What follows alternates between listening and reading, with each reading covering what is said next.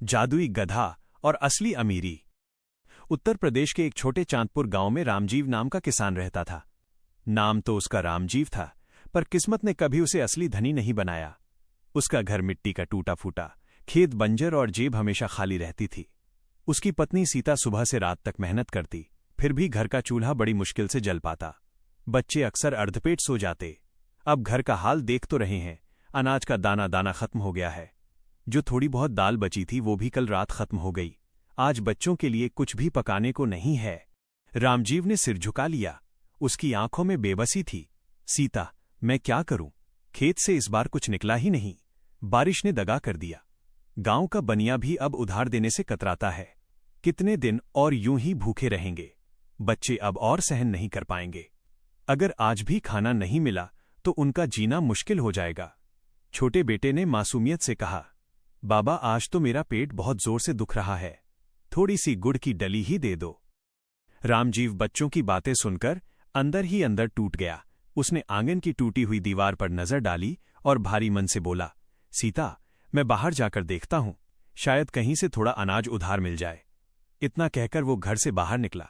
गली के मोड़ पर पहुंचते ही सामने से गांव का साहूकार लालची आंखों से उसे घूरता हुआ आ खड़ा हुआ।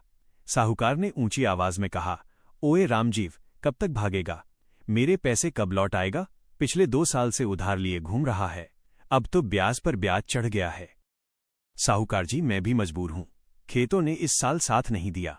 अगर फसल होती तो आपका कर्ज चुका देता। मुझे थोड़ा और वक्त दे दीजिए। अरे तेरे जैसे कंगालों को मैं कब तक पालूं? गांव में मेरी इज्जत ऐसे ही नहीं बनी है। कल तक पैसे ला, वरना तेरे घर का सामान उठवा लूंगा, समझा? रामजीव के सीने पर जैसे किसी ने पत्थर रख दिया हो। वो कुछ कह भी न पाया और चुपचाप सिर झुकाकर आगे बढ़ गया। उसके दिल से बस यही निकल रहा था, हे भगवान, आखिर कब तक मेरी परीक्षा लोगे? मैं अपने बच्चों का पेट कैसे भरूंगा? साहूकार की कड़वी बातें सुनकर रामजीव का मन बोझिल हो गया। वो चुपचाप पगडंडी पर चलते चलते गांव के बाहर निकल आया। धूप तेज थी, लेकिन उसका मन उससे भी ज्यादा तप रहा था। वो सोच रहा था, न घर में अनाज, न जेब में पैसा, ऊपर से साहूकार की धमकी। अगर कल तक रुपए न दिए तो वो घर का सामान उठा ले जाएगा। आखिर मेरे बच्चों का क्या होगा? हे भगवान, कोई रास्ता दिखा दो। इसी उधेड़पुन में वो गांव से लगे जंगल की ओर चला गया। वहां थोड़ी ठंडी हवा और पेड़ों की छांव थी। जंगल में सन्नाटा था, बस पत्तों की सरसराहट सुनाई दे रही थी। रामजीव एक पुराने पीपल के पेड़ के पास बैठ गया और सिर पकड़कर सोचने लगा। तभी उसकी नजर जमीन पर पड़ी। धूप की किरणों में कुछ चमक रहा था। वो चौंका। ये क्या है? रामजीव झुककर देखता है तो उसके होश उड़ जाते हैं। मिट्टी में आधा दबा हुआ सोने का एक भारी हार पड़ा था। हार पर नक्काशीदार डिजाइन और छोटे छोटे रत्न जड़े थे। अरे, ये तो सच्चा सोना लगता है। भगवान, क्या ये मेरी मदद करने भेजा है आपने? रामजीव के हाथ कांपने लगे। उसके चेहरे पर बरसों बाद उम्मीद की किरण दिखी। उसने हार उठाकर अपनी पुरानी पोटली में छुपा लिया। जैसे ही वो हार को देखकर घर लौटने की सोच रहा था, तभी झाड़ियों के पीछे से एक लंबा चौड़ा आदमी निकला। उसकी आंखों में चालाकी चमक रही थी। वो था शिवम, गांव-गांव घूमने वाला ठग जो भोले किसानों को फंसाकर उनका सामान हड़प लेता था। उसने नकली मुस्कान के साथ कहा, कैसे हो किसान भाई? देख रहा हूं तुमने बड़ा अनमोल हार पाया है। कहाँ मिला तुम्हें ये? रामजीव घबराया, लेकिन सच बोल दिया, जंगल में ही जमीन पर पड़ा मिला। शायद किसी धनी आदमी का खोया हुआ है। शिवम ने मन ही मन सोचा, वाह, किस्मत ने तो मुझे बैठे बैठाए खजाना दे दिया। अब इसे बेवकूफ बनाना आसान है। वो आगे बढ़ा और मीठे स्वर में बोला, किसान भाई, ये हार बहुत कीमती है, लेकिन तुम्हें तो इसका दाम पता भी नहीं होगा। और गांव में अगर किसी को पता चला कि ये हार तेरे पास है तो पुलिस तुझे चोर समझ लेगी। फिर तो तेरी खैर नहीं। रामजीव घबरा गया, लेकिन भाई साहब, मैंने तो इसे बस यूं ही पाया है, चोरी तो नहीं की। हाँ, पर गांव वाले सच मानेंगे।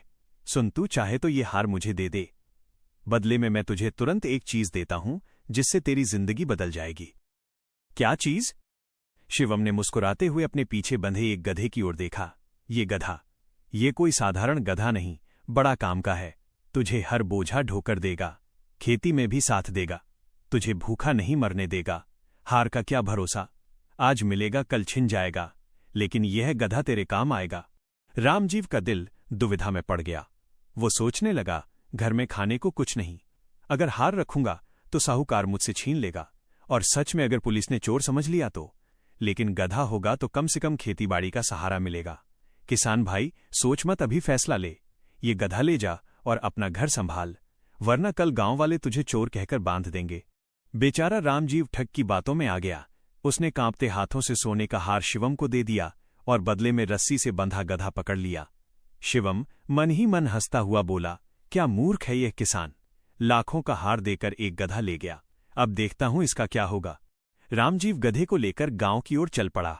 उसके मन में थोड़ी चिंता थी, लेकिन कहीं न कहीं उम्मीद भी जागी।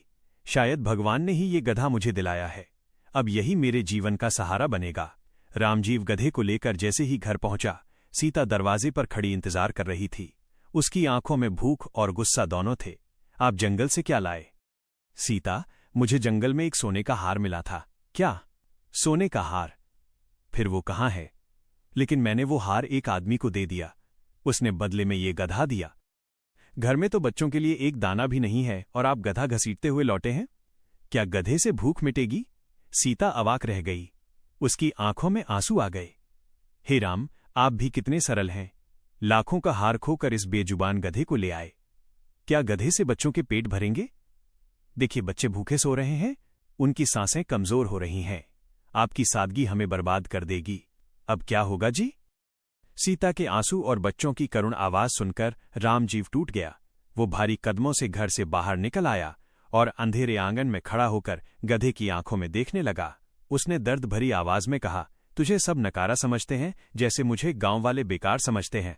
हम दोनों दिन रात मेहनत करते हैं, लेकिन हमारी मेहनत का कोई मोल नहीं। काश तू सचमुच चमत्कारी होता और मेरे लिए अनाज का इंतजाम कर पाता, तो शायद मेरे बच्चे भूखे न सोते। ये कहकर रामजीव थकाहारा अंदर चला गया और अंधेरे कमरे में जाकर बच्चों के पास बैठ गया। कुछ ही देर बाद सीता ने आंसुओं से भरी आंखें पोंछीं और आंगन में आई। अचानक उसकी नजर पड़ी, घर के कोने में 2 बड़ी बड़ी अनाज की बोरियां रखी थीं। सीता चौंक कर चिल्लाई, ए जी देखिए, देखिए ये कहां से आया? रामजीव दौड़ता हुआ बाहर आया। उसने बोरियों को छुआ। सचमुच उनमें गेहूं और चावल भरे थे। सीता के हाथ कांप रहे थे। यह कोई साधारण बात नहीं है, ये जरूर उसी गधे का चमत्कार है जिसने अभी अभी हमारी पुकार सुनी। वो कोई साधारण गधा नहीं, वो तो सचमुच मेरा भगवान का भेजा हुआ सहारा है। रामजीव स्तब्ध खड़ा रहा। उस रात कई महीनों बाद रामजीव के घर का चूल्हा धुआं नहीं बल्कि खुशबू बिखेर रहा था। बच्चे पेट भरकर सोए और सीता ने पहली बार चैन की सांस ली। रामजीव की आंखें आसमान की ओर उठीं। धन्य हो प्रभु, आपने मेरी पुकार सुन ली। रात के पहले चमत्कार के बाद रामजीव की आंखों में उम्मीद की लौ जल उठी थी।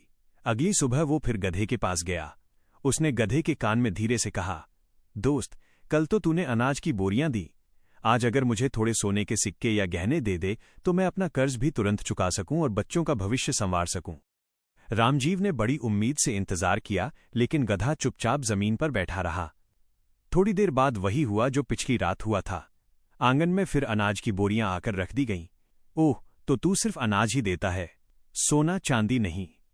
कोई बात नहीं, अगर तू सोना नहीं दे सकता तो भी तेरा अनाज मेरे लिए सोने से बढ़कर है।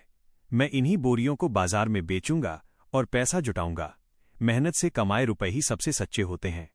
रामजीव अनाज की बोरियां लेता और उन्हें कस्बे के बाजार में बेचने जाता।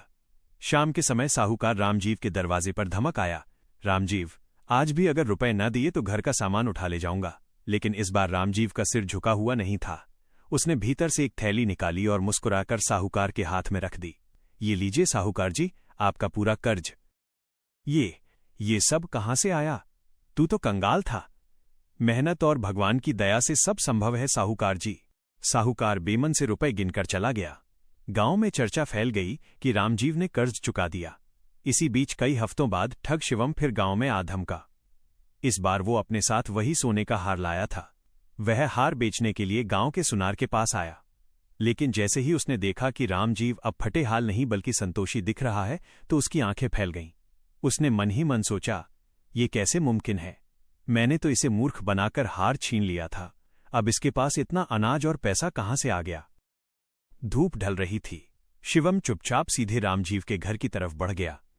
चोरी छिपे आंगन के बाहर पिछवाड़े में एक पुरानी बाड़ थी। ठग चुपके से भीतर झांकने लगा। अंदर रामजीव अपने गधे के पास बैठा था। दोस्त, आज फिर से अनाज की बोरियां दे दो ताकि मैं उन्हें बाजार में बेच आऊं। गधा चुपचाप खड़ा रहा, मगर जैसे ही रामजीव ने ये कहा, अचानक आंगन में अनाज की बोरियां प्रकट होने लगीं। ठग की आंखें फैल गईं। अरे, ये तो सचमुच चमत्कार है। यानी ये गधा वाकई जादुई है और मैंने इसे बेच दिया। कैसा मूर्ख हूं मैं। अगर ये गधा मेरे हाथ लग जाए तो मैं पूरे प्रदेश का सबसे बड़ा व्यापारी बन जाऊं। व्यापारी शाम को रामजीव के दरवाजे पर पहुंचा और हाथ जोड़कर बोला, भाई रामजीव, तुम तो बहुत नेक इंसान हो। ये जो गधा है ना, सचमुच अद्भुत है। उस दिन तुमने जो हार मुझे दिया वही हार मैं तुम्हें वापस करने आया हूं। मुझे मेरा वो गधा वापस दे दो। नहीं भैया, ये गधा मेरे लिए ईश्वर का वरदान है। मैं इसे किसी भी हाल में नहीं दूंगा। व्यापारी ने कई बार मिन्नतें की, लालच दिया, मगर रामजीव अडिग रहा। तभी सीता भीतर से बोली, जाओ यहां से। हम गरीब सही, पर लालच में अपनी नेमत नहीं बेचते। तुम्हारी नीयत साफ नहीं लगती। व्यापारी बड़बड़ाता हुआ वहां से चला गया। अच्छा, तो तुम लोग मुझे ठगोगे?